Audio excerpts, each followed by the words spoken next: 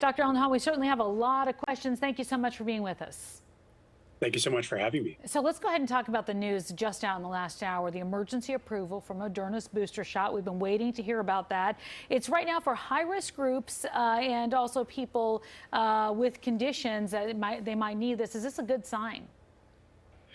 It's great news. And the first thing I'll say is we now have boosters available to a huge chunk of the country that weren't able to get it before. Folks who got their first two doses of Moderna, and those folks who are waiting for that booster, many of them will now be able to get it. It's people over the age of 65.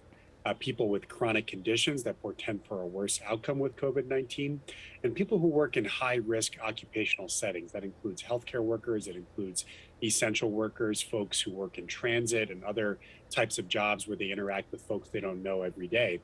And I think that is really just the same set of people that are eligible for the Pfizer boosters. So that really will help, number one, extend access to these boosters to many people who will benefit, but also just alleviate some of the confusion about, hey, I got Moderna, do I qualify for a booster? The answer, if the FDA goes with the advisory committee's decision, will be yes.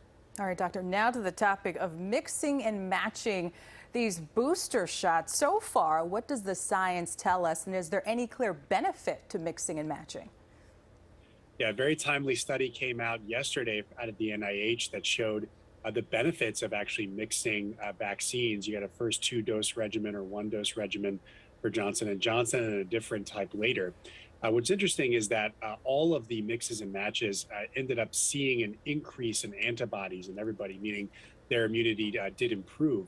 Interestingly, for folks who got Johnson & Johnson for the first time around, their antibody levels were actually higher if they got a Moderna or Pfizer booster instead of another Johnson & Johnson shot. And so that'll be an interesting piece of discussion tomorrow when the FDA Advisory Committee discusses that. So we'll wait and see, but interesting science there.